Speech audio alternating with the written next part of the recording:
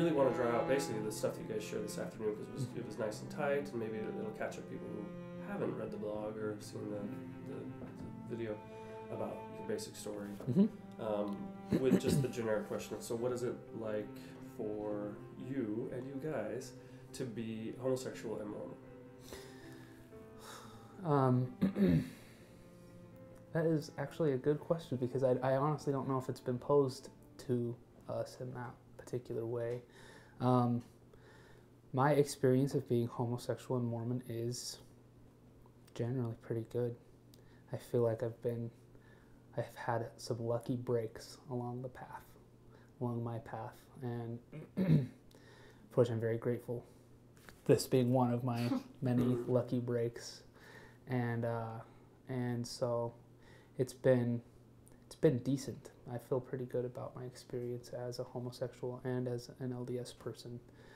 There have been rough moments, as there are, I think, in anyone's path under those circumstances, but overall good. And you came out to your father when you were 13. Right. And then to Lolly when you were 16, when you guys were just friends. Yeah. Right. Yeah. And what was that like for you? Well, we were out together. We were in my car. He kept saying, "There's something that I want to share with you." And so I'd say, "Okay." And then he'd be like, No, I can't tell you. And so I'm like, "Okay." And then 20 minutes like, "But I really want to share this with you."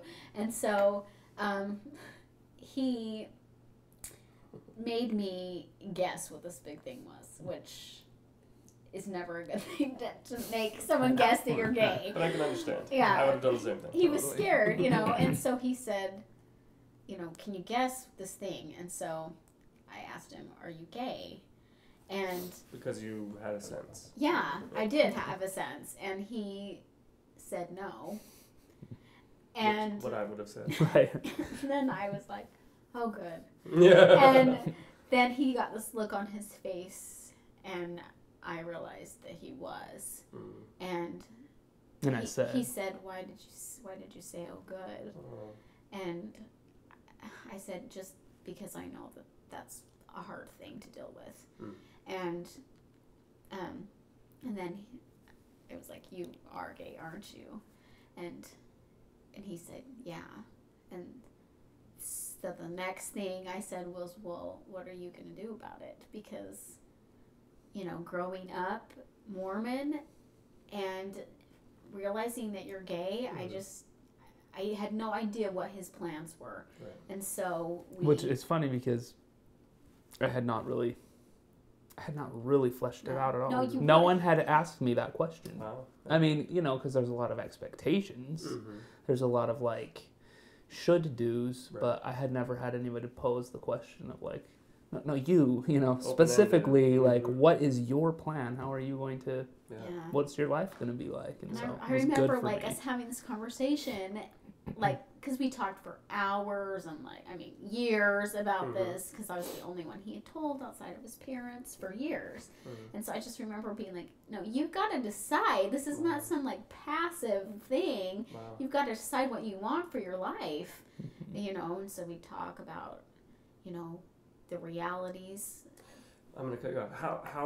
How were you a bit at such an anomaly in that you asked this question in what I'm guessing is this open-ended way, because somebody else could pose it well, what are you going to do? Meaning, do the right, period. But you were open-ended. I know you had some experience from your family. Yeah. Did that help?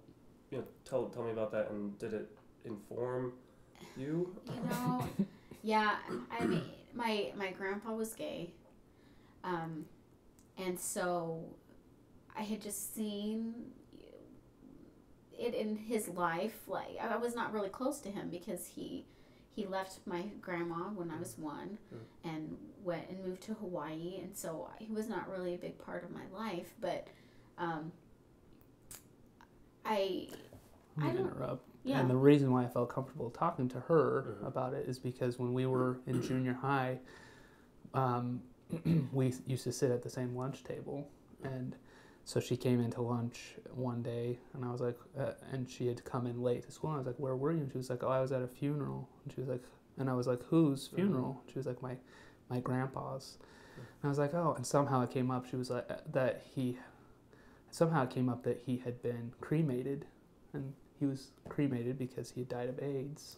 And that was the moment where I remember like logging that in my brain, like, and someone that will get this at some point. I didn't even it wasn't like a plan necessarily, but I was just like, okay, she's probably a safe person to talk to. Yeah.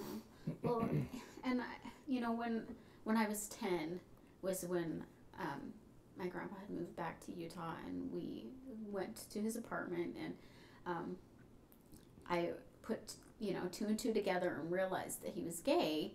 And asked, at 10. Yeah, and I don't know why. I don't even remember like talking about what it meant to be gay or anything. I just remember thinking, "Who's this guy that's living with Grandpa? Why do they only have one bed?" And so I asked my mom, so is Grandpa gay? And my mom looked at me and said, "Yes, and he loves you very much." Wow. And so, to me, it was like, okay, this is my grandpa, he loves me. And so I think I never questioned whether or not homosexuality was real. Right. And wow. So I know some people just think that it's like a choice, and to me I think, why would my grandpa have chosen what he chose if it was a choice? Like, why would he have given up his family? If it was if the feelings were fabricated or and so wow. And it says a lot. It seems like your mother was at least understanding and loving to expose her daughter to the gay father, and with her own relationship with him, must have been some good reconciliation or something.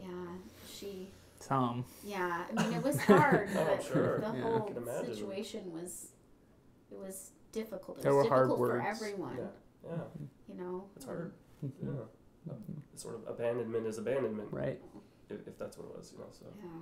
But anyway, so clearly you exposed. It never even crossed my mind. Here was a friend that I loved, and I knew him really well. Yeah. And I knew of his dedication to his faith, and as we were talking about homosexuality and what it meant, and it's not an easy decision to make, and so I don't know, I just trusted him a lot, and I really wanted him to be happy. You're like a good therapist. It's true. Like letting you talk. That's very true. Tease it out and see what's there and be supportive of his process. It's very naturally which good I think at was that. good that we were just friends at that. Yeah. I mean, for years, Crucial. just friends, because I had no you had no ulterior tie. motives. And and no I just was tie in like, at I that just want you to point. be happy, and I want you to Yep. choose. Yeah. Total safe place for me to process my stuff. And at 13, how did you know you were gay? I had no idea. It was like puberty hits, and so I had been to the maturation clinic at our school, and That's a thing. right, they had in Utah. They had a maturation clinic, and it was. So it's just where you congregate, and the boys go with the boys, the girls go with the girls, and learn a little bit about reproductive stuff. And the one thing that they talk about was, besides anatomical changes or whatever, is the fact that eventually you'd start being attracted to girls. You'll see girls in a new light or whatever. And so I was anticipating that, just kind of implicitly waiting for that to happen. And then concurrently, I had this thing for guys coming on, and this was in the 90s, early 90s, yeah, Okay. like 1990 probably was when I was 10. So, Okay.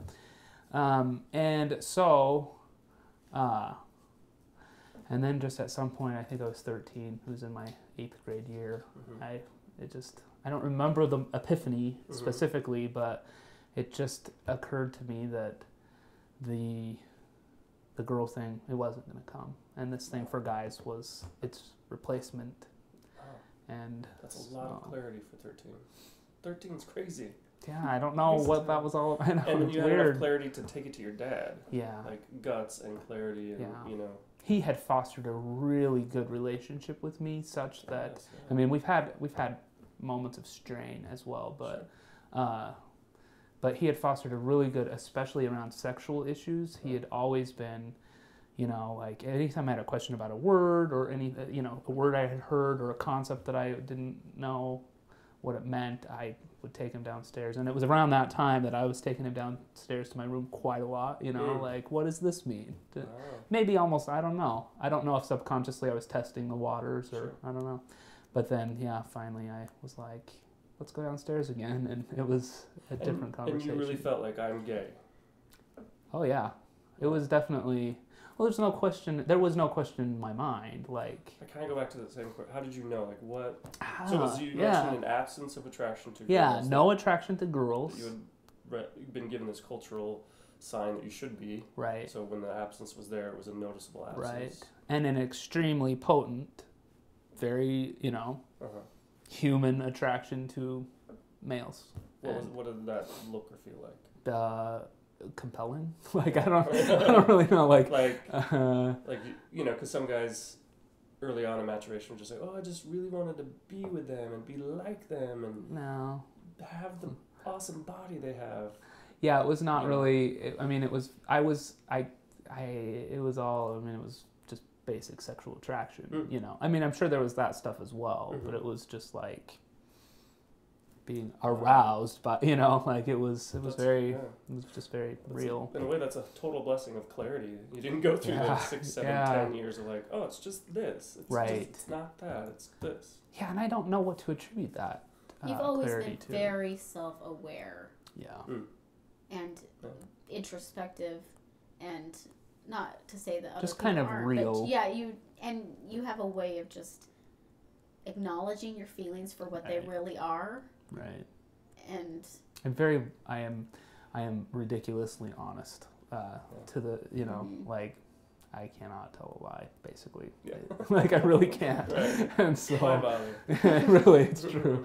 And so I think that might have been a part of it. And then I also remember, I think I talked about this in my blog post, right around that time, as a spin-off of some really horrible rumors that had been spread around the 7th grade about me being a man trapped in a woman's body. Woman trapped in a man's body. Excuse me. Yeah, thanks. Someone asked, so if everyone in this room took off their clothes, who would give you an erection or something? It was probably really crude. I can't remember. You know, 7th grade, and I don't know.